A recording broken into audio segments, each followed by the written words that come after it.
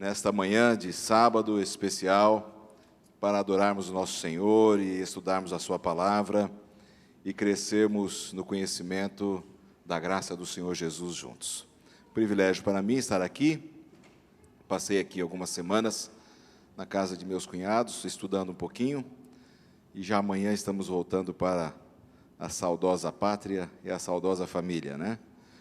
É uma alegria poder reencontrar amigos e irmãos brasileiros também, nesse dia, que é sempre um momento onde a gente pode se unir no mesmo propósito, no mesmo idioma, no mesmo ideal, nos preparando juntos para viver a vida eterna. A TV Novo Tempo tem sido muito abençoada por Deus nesses últimos anos, um crescimento maravilhoso. Entendemos que é um momento de oportunidade que Deus está dando para a evangelização da América do Sul através da TV, do rádio, da internet, da escola bíblica. São 149 emissoras de rádio na América do Sul hoje, 18 delas no Brasil. Temos um potencial de transmissão da TV hoje que alcança em sinal aberto em torno de 175 milhões de brasileiros, dos 205.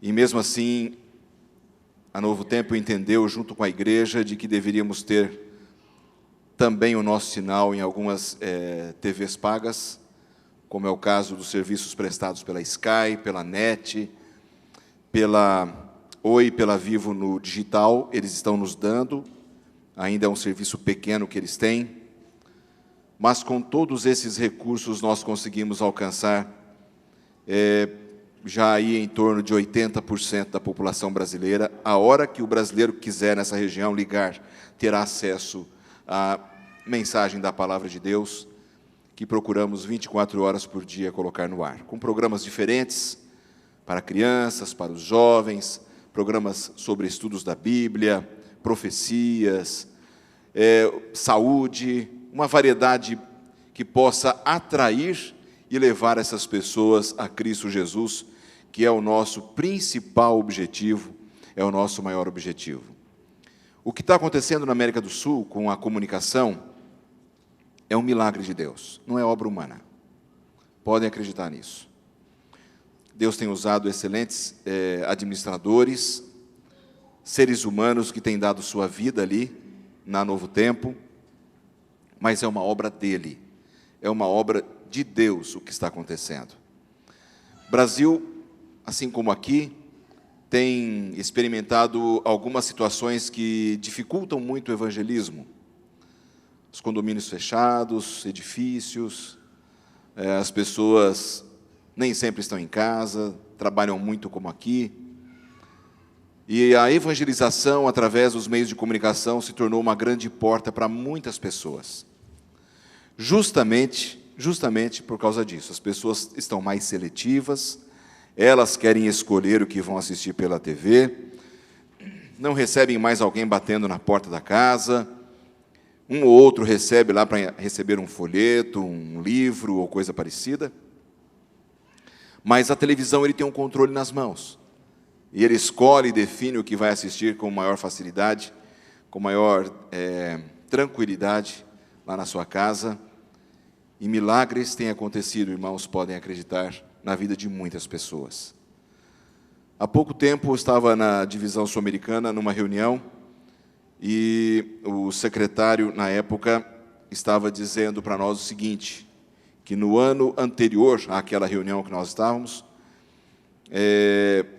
o número de pessoas que foram alcançadas para Cristo e foram batizadas na Igreja Adventista e que colocaram na sua ficha batismal, que conheceram a mensagem adventista pela televisão, foi um número extremamente alto, nunca visto historicamente nos números da divisão sul-americana, confirmando aquilo que nós já desconfiávamos, e a Novo Tempo hoje passou a ser uma ferramenta missionária, evangelística, para alcançar muitas pessoas para Cristo.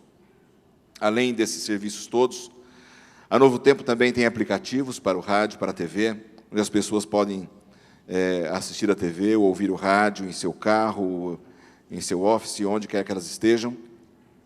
E isso facilitou muito o trabalho da evangelização em nossos dias. E nós louvamos muito a Deus. Há alguns meses, chegou para nós uma história estarrecedora.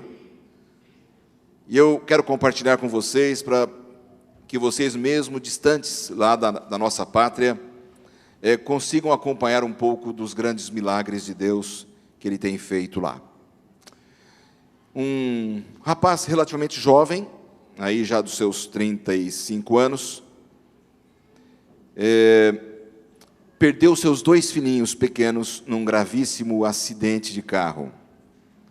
Eram filhinhos gêmeos que ele tinha. As crianças tinham em torno de 3 aninhos de idade e foram fazer uma viagem com os avós próximo da residência deles, mas um motorista que estava completamente embriagado chocou-se contra o carro daquele senhor e as 2 crianças foram arremessadas para fora e faleceram. A vida daquele rapaz acabou, junto com a sua esposa. Eles ficaram completamente desorientados. E 90 dias depois que os filhinhos morreram, a esposa dele faleceu de desgosto. Era jovem, na época ela tinha 28 anos. O desgosto foi tão grande que ela não resistiu. E teve um infarto um dia, ela aí faleceu e ele ficou muito mal. Agora sem os filhos, sem a esposa. E aquele moço de Curitiba, da cidade de Curitiba, ele, sem nenhuma orientação espiritual, religiosa, ele se afundou nas drogas. Ele falou: meus filhos morreram, minha esposa morreu, eu não tenho motivo para viver. E o meio que ele encontrou para tirar a vida foi se afundar nas drogas. Começou com drogas leves, foi para as pesadas, foi para o crack. E numa das noites em que ele estava usando crack com os amigos, ele tinha todo tipo de droga, e eles tinham usado muito crack, eles estavam muito com a mente extremamente eletrizada, excitada pelas drogas. Eles resolveram dar uma baixada na excitação e começaram a fumar maconha naquela casa. Mas eles não tinham papel para fumar maconha e começaram a rasgar as páginas de uma Bíblia que eles tinham. E enrolavam a maconha naquelas páginas da Bíblia e fumavam. Já tinham fumado o livro de Gênesis inteiro. Ele tem a Bíblia e mostrou para a gente. Nós gravamos a história deles. E numa das vezes que ele estava fumando ali com aquele papel, que ele achou fantástico, que era um papel perfeito para aquilo, a televisão estava ligada, ele não sabe por que estava na Novo Tempo, que ele nem conhecia, no canal aberto em Curitiba. E o pastor Luiz Gonçalves falou o seguinte: ei, você aí, jeitão do Luiz, né? Ei, você que está fumando aí. É você mesmo. Você que está fumando, está com o cigarro na mão aí, que sabe que está errado, que está acabando com a sua vida. Para de fazer isso. E presta atenção no que eu vou te falar. Deus tem um plano melhor para você. Aí o pessoal falou: cara, desliga isso aí, porque nós não estamos conseguindo usar droga com esse cara falando. Está dando conflito na nossa cabeça. Aí ele falou: não, deixa ligado, a casa é minha, vocês querem ir embora, agora eu quero ouvir o que ele tem para falar. Ele falou comigo, era eu que estava usando. Aí eles deixaram ali a televisão ligada, a galera foi embora, ele assistiu. Ele falou: não é possível, Deus, será que Deus tem um propósito na minha vida? E ele começou a assistir a Novo Tempo, assistiu. Começou a sentir uma perda do desejo para usar drogas, já não usava mais a Bíblia para aquilo, e conseguiu um contato com a igreja adventista, uma das igrejas adventistas em Curitiba, e para resumir a história, esse moço está batizado, extremamente comprometido com a igreja, e ele disse chorando para a gente, num dos encontros que a gente teve na Novo Tempo, no programa Anjos em Ação, no último programa Anjos em Ação, que é um programa grande que nós temos uma vez por ano lá na TV Novo Tempo, ele disse assim: foi preciso meus filhos morrerem, minha esposa também, para que eu encontrasse o caminho da salvação.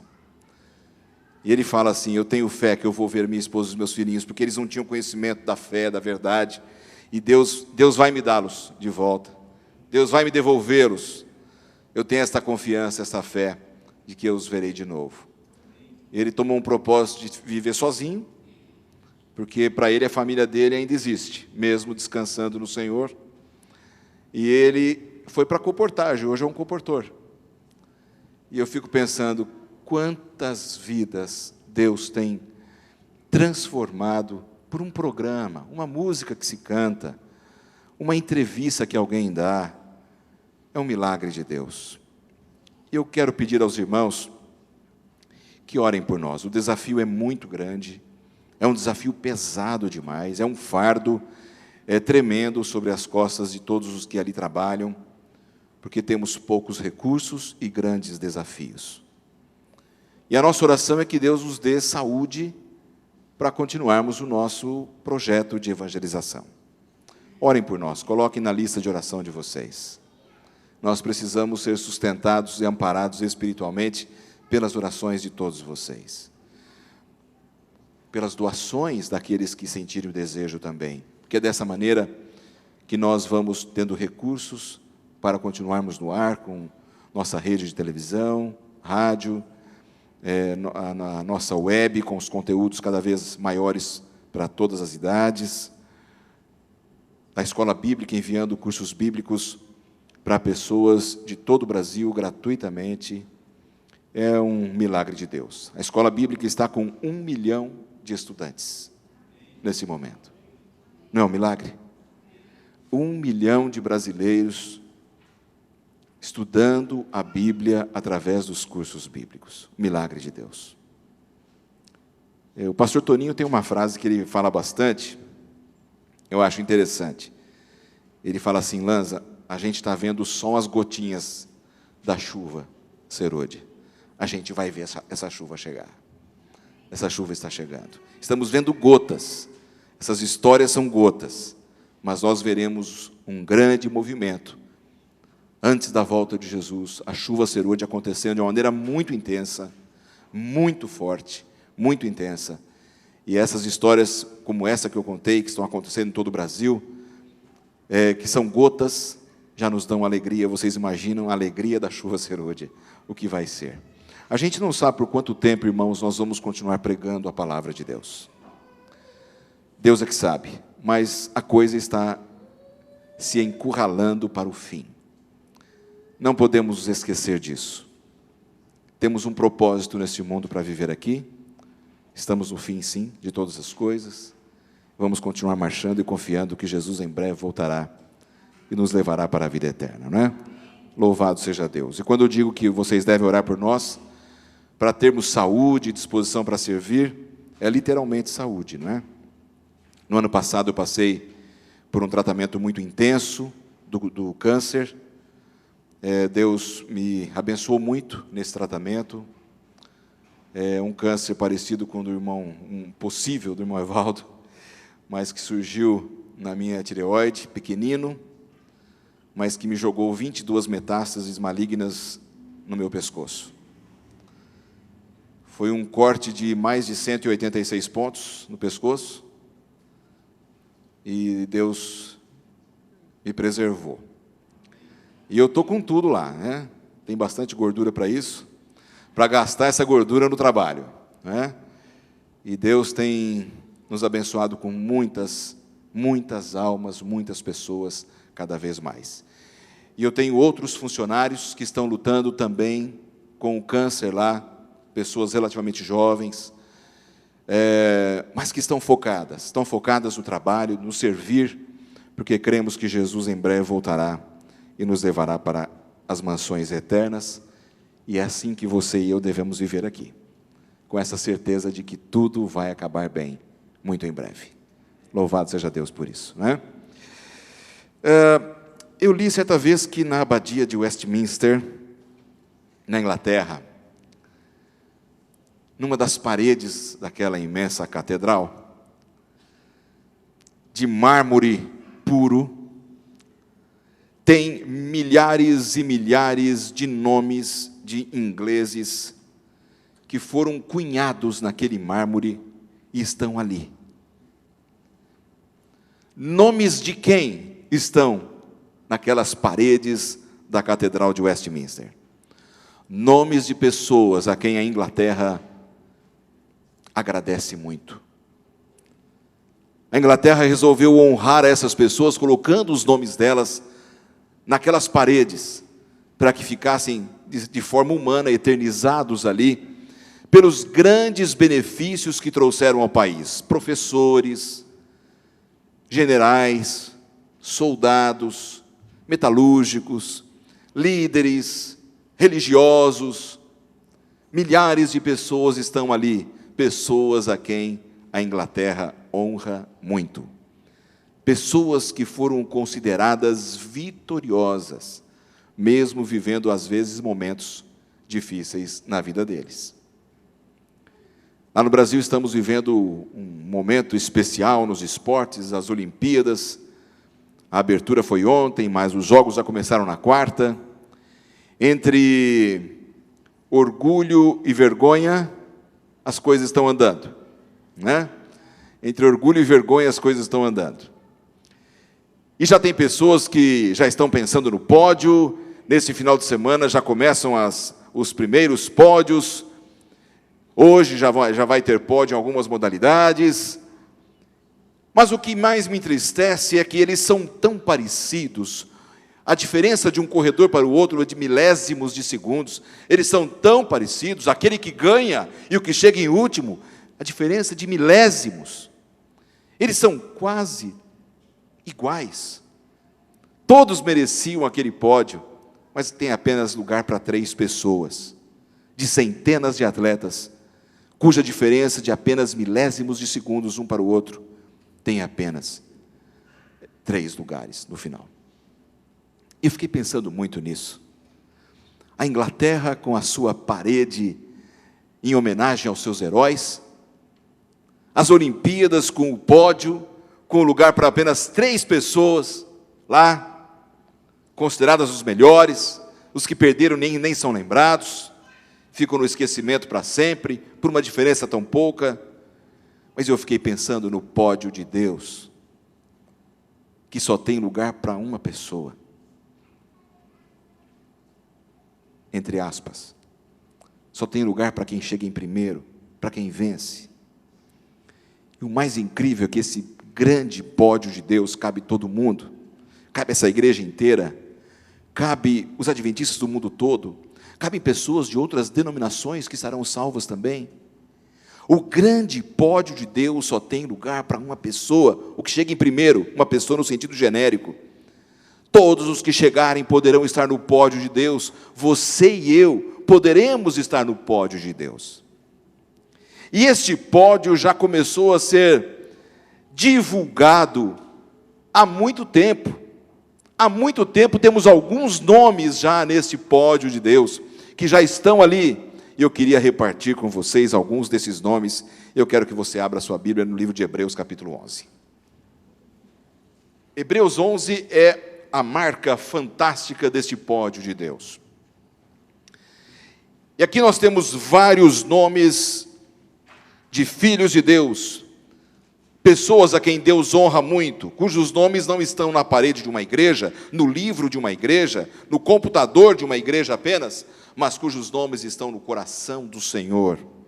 Pessoas que estão salvas em Cristo, salvas pela fé. O capítulo 11 de Hebreus é um capítulo fantástico que aborda muito a fé, a praticidade da fé, o pragmatismo da fé, mas ao mesmo tempo, além do pragmatismo, a consciência, a compreensão do que é a fé, o aspecto teórico da fé. O capítulo 11 de Hebreus nos traz exemplos de pessoas fantásticas que foram homenageadas e já foram colocadas no pódio do Senhor Jesus. O verso 4 traz aí o nome da primeira pessoa que está nesse pódio. Quem é que o escritor de Hebreus, que cremos ser Paulo, coloca? Abel, pela fé Abel ofereceu a Deus um sacrifício superior ao de Caim. Pela fé, ele foi reconhecido como justo quando Deus aprovou as suas ofertas. Embora esteja morto, por meio da fé ainda fala. Abel foi um personagem fantástico. Deus, desde a entrada do pecado, determinou um estilo específico de culto e adoração, que era considerado correto por Deus. Deveria ter o derramamento de sangue. Uma ovelha que representava o próprio Salvador deveria ser morta, o perdão dos pecados deveria ser pedido sobre aquela ovelha que simbolizava Cristo.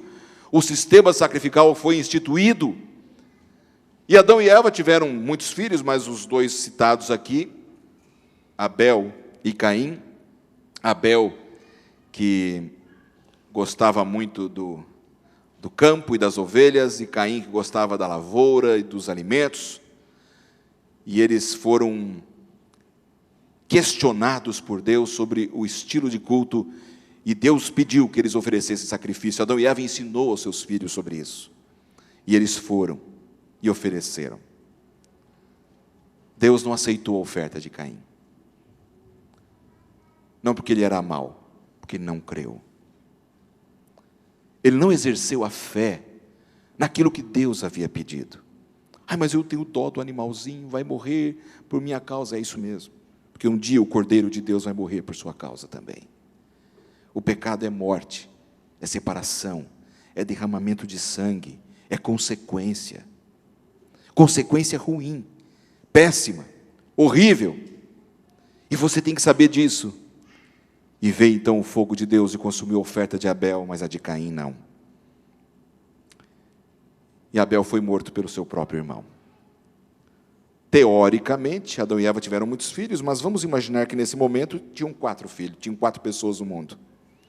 Naquele momento, então, 25% tinha sido assassinado, 25% era de assassino, e 50% choravam pelos outros 50%. Já pensou que tristeza? Que início de história da humanidade. Abel foi um grande vitorioso, não foi? Que tal o nome dele estar na lista de Deus? Merece ou não merece? Com certeza, um grande herói da palavra de Deus. Vamos ver o próximo, verso 5. Quem é que está aí no verso 5? Enoque. Pela fé, Enoque foi arrebatado de modo que não experimentou a morte e já não foi encontrado porque Deus o havia arrebatado. Enoque andou com Deus quantos anos? Pelo menos 300 anos aí andando com Deus, em comunhão, em fidelidade, em parceria com Deus. E ele conhecia tanto a Deus, estava tão perto da casa de Deus, que Deus o levou para si. Ele foi trasladado, que coisa fantástica, que experiência. Não experimentou a morte. Meu velho pai vai fazer 83 anos. E é um velhão bem cheio de fé. E ele fala assim, estou orando, pedindo a Deus que não me deixe morrer, porque eu não queria morrer. Eu quero ver Jesus voltar sem morrer. Pai, se morrer também, né? É só um descanso, né, pai? Não, mas não quero descansar, eu quero continuar trabalhando.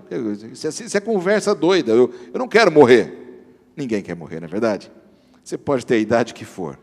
E eu fico ali, meu pai está lá meio semi-paralítico, porque precisou fazer uma cirurgia muito grande, teve paralisia infantil quando teve 2 anos de idade, perdeu o movimento perfeito das 2 pernas, mas andou até os seus 81 anos sem nenhuma bengalinha, todo torto, todo enrolado, e animado, sempre otimista, sempre.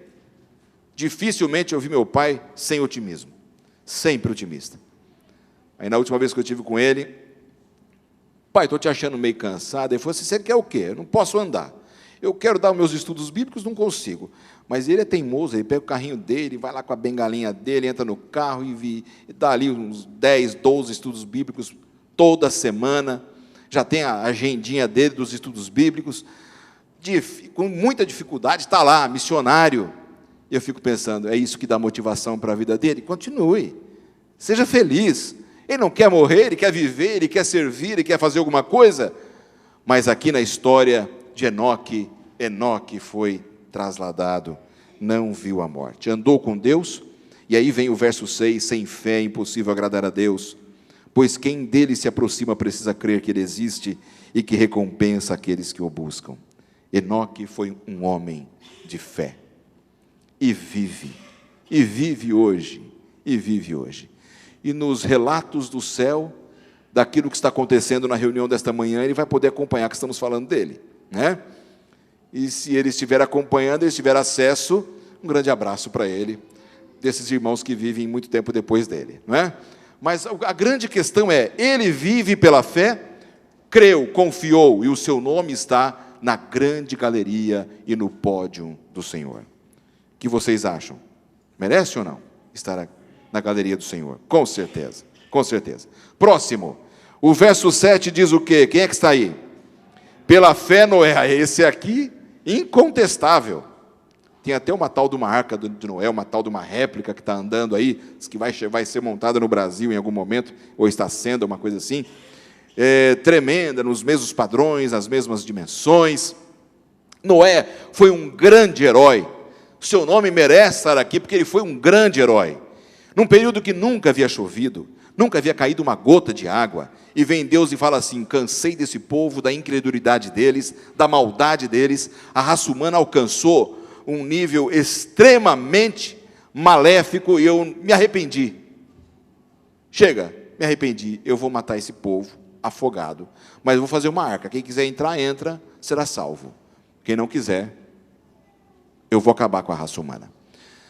Eu ainda era jovem, solteiro, lá no interior de São Paulo, e eu me lembro de uma lição da escola sabatina, cujo autor estava fazendo uma análise do dilúvio, do período da terra na época do dilúvio, e aquele autor adventista, que não me lembro o nome, eu devia ter ali uns 18 anos na época, ele fez uma análise na lição da escola sabatina, que havia uma grande possibilidade do mundo da época de Noé ter pelo menos aí em torno de 8 ou 9 bilhões de habitantes da terra. Não sei qual foi o cálculo que ele usou, a lição da escola sabatina trazia aquilo como um possível cálculo. Eu fiquei impressionado, mas depois eu comecei a pensar, os homens naquela época viviam bastante. O período de produtividade deles era muito longo. Você imagina uma pessoa, a partir dos 19, 20 anos, podendo se casar e se tornar pai, e viver aí 500, 600, 700 anos, porque naquela época eles viviam muito ainda, não é? E vivendo muito, cada vez mais na maldade também, se procriando de toda forma, na perversão. O mundo estava com muitos habitantes, e Deus havia se arrependido naquele momento daquilo que tinha acontecido. Mas ele creu, ele confiou, e ele construiu uma arca. Dá para você se colocar no lugar dele? Sair cortando árvores naquela mata? Eu imagino que as árvores deviam ser especiais, mais ou menos daquele padrão das sequoias, né? Tem umas tábuas compridas, gigantes, e sem muito equipamento, e aparelhando aquelas árvores, e fazendo tábuas, e construindo. E ele levou quantos anos para construir aquela arca? 120 anos pregando, um testemunho, e as pessoas não se convertendo, e no final só a família dele entrou ali. E a família entrou porque sabia da comunhão que ele tinha com Deus, confiava na espiritualidade dele, e entrou naquela arca, porque sabia que ele estava falando a verdade. A família via a comunhão que ele tinha com Deus, e confiava que Deus falava com ele, sim. E eles foram salvos, e estamos aqui hoje por causa da fé de Noé. Sim ou não? Somos todos da origem deles, da família de Noé. Indistintamente, todos. Noé foi um grande herói, não foi? Merece ou não merece estar nessa galeria aqui? Que tal? Merece? Agora eu tenho uma dúvida, eu queria que vocês me ajudassem. Foi esse Noé aqui, ou foi outro? Pode ser que tem muito Noé, né? Que depois do dilúvio plantou lá uma vinha, aí fez um suco, o suco ficou meio forte, passou um pouquinho do ponto, ele ficou um pouco alegre, e deu um escândalozinho na família. Foi esse aqui? Foi? Tomou um pileque. É esse aqui? Ah, mas peraí. Eu não tomo bebida alcoólica, ainda não vi meu nome escrito aqui, não vi o seu. Como é que Deus tem na galeria dos heróis dele, no pódio, alguém comete um erro desse, depois de um ato de fé tão grande? Aí vamos ver se a gente acha um outro personagem mais santo aqui. Verso 8, tem que ter, tem. Pela fé, quem é que está no verso 8? Abraão. Como é que Abraão é chamado? O pai da fé, né? Abraão, pai da fé. Esse sim, quando chamado, obedeceu e dirigiu-se a um lugar que mais tarde receberia como herança, embora não soubesse para onde estava indo. Dizem que as mulheres não gostam muito de tirar férias sem saber para onde, né? E os homens também não. Aí um dia em casa eu fiz um teste com a minha esposa para saber se era verdade. Alguém tinha me contado. Quer deixar a sua esposa irritada e falar assim: vamos fazer uma viagem no fim de semana? Vamos, para onde? Não, no caminho eu te conto. Mas como no caminho eu te conto? Que roupa eu levo? Nós vamos para a praia ou vamos para um lugar frio? Não, no caminho eu te conto. Não, eu tenho que saber antes. Agora, vocês imaginam a situação da mulher de Abraão.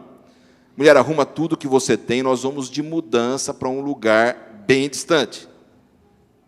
Mas como assim de mudança? Não, Deus falou que é para sair daqui, nós vamos sair. Não, mas a gente volta? Não, não sei, leva tudo que você tem. É frio? É quente? Imagina a esposa de Abraão. Mas ele não, nós vamos nos mudar. Daqui a pouco ele vê o gado sendo reunido e os seus funcionários falam assim: mas todo mundo vai junto? Todo mundo vai junto. Os camelos, o gado, as ovelhas, os funcionários, que davam algumas centenas de pessoas que viviam às custas de Abraão. Abraão era um homem muito rico. E a Bíblia chama Abraão de pai da fé, não porque ele foi sacrificar o seu filho lá no monte, a pedido do próprio Deus, mas por causa desse episódio. Gênesis capítulo 12 a 15, você lê essa história e lá deixa claro que por causa dessa experiência de confiar em Deus e ir para um local onde ele não sabia que Deus mostraria, é que Abraão foi chamado de o pai da fé. Fantástico, incrível. Merece ou não merece estar na galeria? Com certeza. Agora me esclarece uma coisa, pode ser que seja um outro Abraão, pode ser que seja, porque tem muito Abraão, né? Inclusive na escola onde eu estudei agora, na minha classe tinha um menino chamado Abraão. Tem muito Abraão no mundo. Pode ser que seja outro. Foi esse Abraão aqui, o pai da fé, ou foi outro, não sei, que depois de uma viagem foi parar numa terra pagã e pediu para a esposa mentir, dizer que era irmã dele, para salvar a pele dele. Foi esse aqui? Mas não é possível. Deus tem na galeria da fé, no pódio, uma pessoa que usa de um recurso da mentira para proteger a própria vida. E foi esse ou foi outro que, por causa da mentira, enriqueceu-se, teve muito ouro, muita prata, doado ali pelos principais do reino, faraó, etc. É esse aqui? Mas como é que Deus tem no pódio dele, na sua galeria especial dos seus heróis, um homem assim, que para salvar a pele pede para a esposa mentir? Não, vamos ver se tem um outro personagem mais santo aqui nessa lista, tem que ter. Vamos para o verso 23. Quem é que está no verso 23? Moisés. Bom, esse aqui, tranquilo, recém-nascido, foi escondido durante 3 meses por seus pais, pois esses viram que ele não era uma criança comum, e não temeram o decreto do rei. Fantástico, né? Nós sabemos que Moisés foi o homem o quê? Mais manso da terra. Fantástico isso, né? Incrível. E Moisés nasceu num período difícil, decreto de morte, sua vida foi preservada, Deus preservou a sua vida perfeitamente naquele período difícil, foi educado nas melhores escolas do reino, depois que foi adotado pela filha de Faraó, mas o seu coração estava nos caminhos do Senhor ainda, sempre. E ele não tirava os olhos dos caminhos do Senhor. E ele se tornou um grande líder do povo de Israel.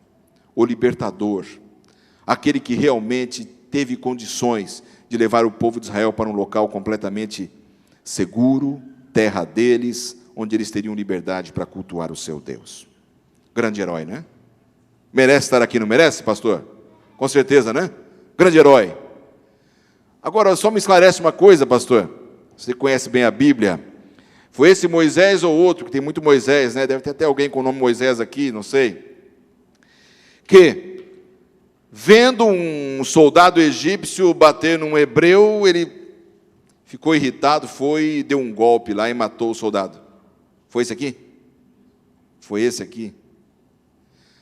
É esse aqui que enterrou o corpo também? Então ele cometeu 2 crimes, assassinato e ocultação de cadáver. Seria preso hoje. Seria um tremendo de um criminoso, condenado. Condenado. Estaria condenado. É esse aqui, mas não é possível, tem que ter alguém mais santo nessa lista aqui. Espera aí, vamos para o verso 31. Quem é que está aí no verso 31? Pela fé, a prostituta Raabe, por ter acolhido os espiões, não foi morta com os que haviam sido desobedientes. Uma prostituta no pódio de Deus. Não te causa estranheza isso? Na verdade, não causa estranheza nenhuma, né? Deus fez isso propositalmente, foi de propósito, para mostrar que as pessoas que venceram na sua vida espiritual foram pessoas como você e eu, de carne e osso, pessoas que podem errar, pessoas que podem pecar, que podem cair, pessoas que podem experimentar o desgosto, que podem experimentar a tristeza por uma ação errada cometida na vida. São pessoas de carne e osso. A salvação foi estendida para pessoas de carne e osso. E por que essas pessoas pecadoras foram incluídas aqui na lista dos heróis de Deus? E quando você lê a partir do verso 32, você vê uma ampliação dessa lista e o porquê os nomes dessas pessoas foram colocados aqui. Acompanhe aí. Que mais direi? Verso 32. Não tenho tempo para falar de Gideão, Baraque, Sansão, Jefté, Davi, Samuel, os profetas. Agora eu queria que você lesse em voz alta, não importa a versão da sua Bíblia, a partir do verso 33. Leia comigo. Os quais pela fé conquistaram reinos, praticaram a justiça, alcançaram o cumprimento de promessas, fecharam a boca de leões, apagaram o poder do fogo e escaparam do fio da espada. E agora, fale mais alto agora. Da fraqueza tiraram força, tornaram-se poderosos na batalha e puseram em fuga exércitos estrangeiros. E aí vem falando outros detalhes fantásticos depois. Da fraqueza tiraram força. Os nomes dessas pessoas estão na galeria dos heróis de Deus, no pódio de Deus, porque eles aprenderam a tirar forças da fraqueza. Deus sabe qual é a sua fraqueza e qual é a minha fraqueza. Deus sabe. Mas Deus tem um lugar especial no seu pódio, no pódio dele, para você e para mim, a despeito de nossas imperfeições. Mas o que precisamos fazer? É viver pela fé. É cair e se levantar e continuar olhando para Cristo. O nosso alvo, o nosso objetivo maior está lá na frente, não está aqui. E esses que tiveram os seus nomes escritos aqui, eles experimentaram este nível de fé, de reconhecerem a sua pecaminosidade, o seu problema, o seu pecado, a sua fraqueza, mas tiraram forças, porque quando encontraram-se com Deus e clamaram pelo perdão, eles se tornaram extremamente fortes. Ellen White, no livro Desejado de Todas as Nações, na página 85, ela tem uma frase fantástica, que ela diz assim: a maneira de o Salvador Jesus proceder com Pedro, que era um pecador, encerrava uma lição para ele e para os seus irmãos e discípulos. Ensinava-lhes a tratar o transgressor com paciência, simpatia, amor e pleno perdão. Embora Pedro houvesse negado o seu Senhor, o amor que Deus tinha por ele nunca esmoreceu.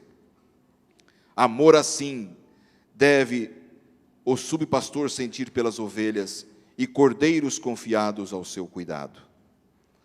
lembrando sua própria fraqueza e fracasso, Pedro devia se tornar um vitorioso e cuidar do rebanho do Senhor. Lembrando de sua própria fraqueza e fracasso, Pedro devia se lembrar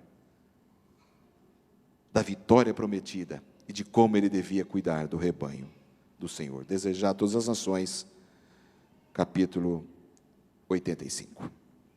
Fantástico, não é? Deus lida com você e comigo desta forma. Deus tem um lugar especial para você no pódio dele. O pódio de Deus não será o mesmo se você não estiver lá.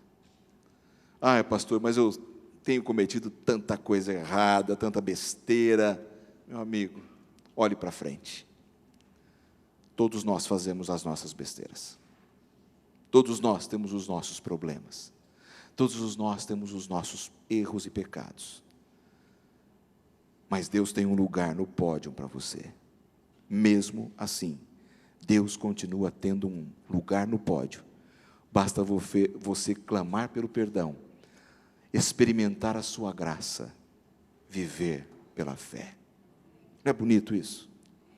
Como Deus é bom. Como Deus ama você e a mim.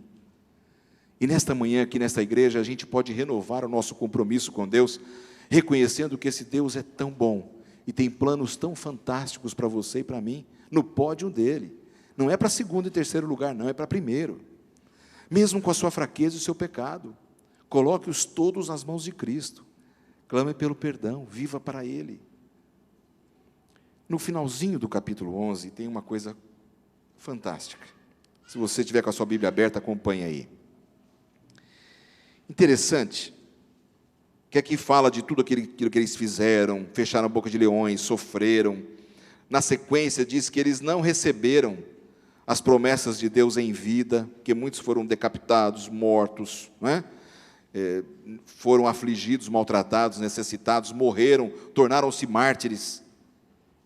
E no verso 39 diz que todos esses receberam um bom testemunho por meio da fé. No entanto, nenhum deles recebeu o que havia sido prometido.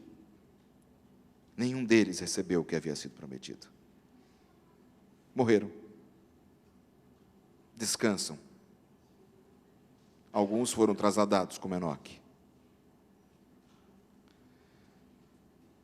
Mas o verso 40 diz assim: Deus havia planejado algo melhor para nós, para que conosco fossem eles aperfeiçoados. Sabe o que esse texto quer dizer? Que toda a vida dos nossos pioneiros da fé do passado, e que estão na galeria dos heróis de Deus, que pagaram com a própria vida, que receberam o perdão e viveram pela fé, não fará nenhum sentido se você e eu não estivermos na mesma carreira hoje.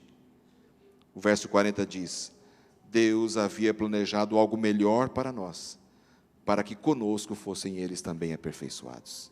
Lindo, lindo. Deus está reunindo o seu povo do passado e do presente, para que juntos entremos no reino do Senhor Jesus e subamos no seu pódio especial nesta manhã.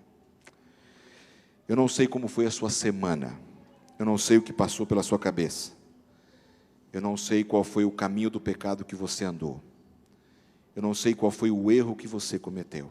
Deus é que sabe. Eu só sei uma coisa nessa manhã: diante de Deus estamos nós, pecadores, e Ele pode nos tornar vitoriosos e colocar-nos no pódio hoje. Basta que a gente diga: Senhor, aqui eu estou, eu sou de pele e osso, eu sou carne e sangue, eu sou um ser humano miserável, pecador, não mereço nada, mas aqui eu estou na Tua presença e clamo pelo Teu perdão. Imediatamente você vai para o pódio. Pensa, não é uma brincadeira de criança, é uma coisa séria. Quando há sinceridade no clamor, quando há sinceridade no clamor do perdão e na vida, a vida é transformada e você se torna um vitorioso. Você não quer ir para o pódio do Senhor Jesus? Você não quer experimentar este pódio do Senhor Jesus hoje? Viva pela fé. Mas eu estou cansado da minha vida, dos meus pecados, estou cansado da minha igreja, estou cansado não sei do quê, estou cansado de ler a Bíblia. Clame pelo perdão, viva pela fé. O Senhor Jesus vai recolocá-lo no pódio. Viva pela fé. Eu gosto de falar para os meus amigos uma convicção pessoal, né? Que o capítulo 11 de Hebreus é como se fosse um mini livro da vida, né? Os vitoriosos que aceitaram, os que receberam a graça, o perdão. E sem ferir o texto e a interpretação bíblica, se o capítulo 11 de Hebreus seria, em tese, uma pequena amostra do livro da vida, do que foi no passado, eu posso dizer que esse capítulo 11 não terminou de ser escrito ainda. Porque enquanto Jesus não voltar e a porta da graça estiver aberta, eu tenho condições de me salvar e estar no pódio do Senhor Jesus. Você tem condições de ter o seu nome ali, escrito, colocado ali? Por que não? Capítulo 11 não terminou de ser escrito? Eu quero ter o meu nome escrito aqui. Eu quero e luto por isso a cada dia. Para que um dia eu possa realmente ver o meu nomezinho lá no pódio. Nem que eu seja o último a ser colocado. Nem que eu seja o último a subir naquele pódio, não tem problema. Eu quero ter o meu nome ali. Você não gostaria? Você não gostaria de estar no pódio do Senhor Jesus? Receber a vitória, os louros da vitória, porque aqui você viveu pela fé, uma vida simples, mas pela fé, uma vida de erros e acertos, mas pela fé. Se você tem esse desejo, eu gostaria de dar uma oportunidade de reconsagração de todos nós, de cantarmos juntos o hino 261, Fé é a Vitória. E enquanto estivermos cantando, colocarmos a nossa vida nas mãos de Deus. Senhor, aqui eu estou, sou um pecador miserável, eu quero a Tua graça, o Teu perdão, eu quero o pódio, eu quero estar no Teu pódio. E em seguida nós vamos fazer uma oração de reconsagração, de realinhamento da nossa vida com o Senhor Jesus. E eu tenho certeza que vamos sair felizes, porque o pódio passará a ser a coisa mais importante para cada um de nós. Hino 261, para a gente fazer uma oração de reconsagração e colocarmos a nossa vida nas mãos do Senhor nesta tarde, agora mesmo.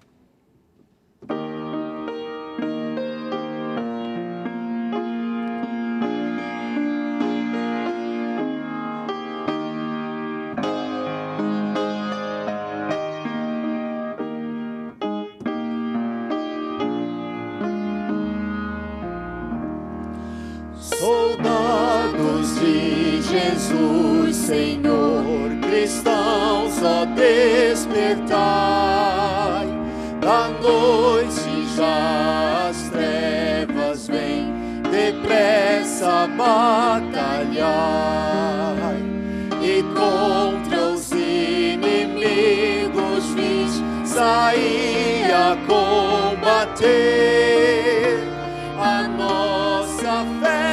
Vitória é, ao mundo irá vencer. Fé é a vitória, sim, fé sempre tem poder. Fé é a vitória, ao mundo irá vencer. Sobre a bandeira que pra nós é o santo amor de Deus, trilhemos o caminho aqui que leva para os céus. Os santos crentes pela fé venceram Satanás. A nossa fé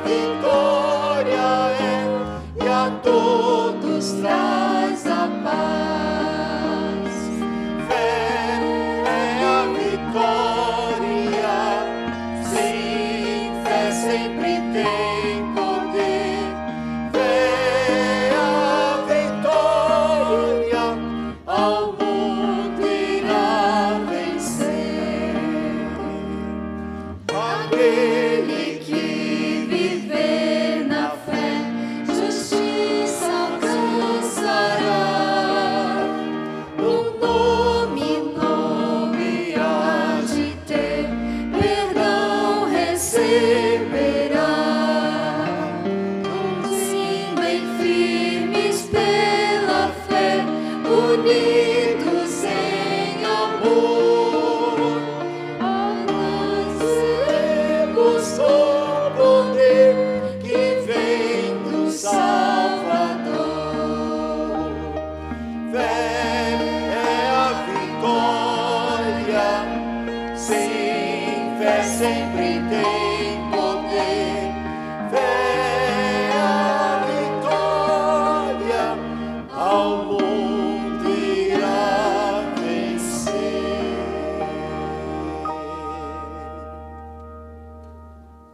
Oremos. Nosso Deus e Pai, obrigado pela Tua palavra, obrigado pela experiência de vivermos pela fé em nossa vida, num mundo difícil de pecado, em meio às nossas fraquezas e lutas. Obrigado pela graça, pelo perdão e pelo privilégio de estarmos no pódio, de estarmos na Tua galeria da fé, dos Teus heróis humanos, dentro das imperfeições humanas, nos tornando heróis e perfeitos em Cristo Jesus. Que essa experiência seja uma realidade em nossa vida, que aquilo que passou nessa semana e que caímos ou infringimos a Tua palavra, possa ser a nossa motivação de, nesta nova semana, vivermos pela fé e desfrutarmos da vitória em Jesus. Que nenhum dos Teus filhos, nenhum de nós aqui nesta manhã, venha perder de vista de que não importa a situação que estejamos vivendo, o Senhor Jesus estará sempre de braços abertos para nós. Dá-nos a Tua graça, a Tua bênção, o Teu perdão, a Tua companhia ao sairmos desta igreja nesta tarde. Que os Teus anjos os acompanhem e Teu Espírito também. Nós te pedimos em nome de Jesus. Amém.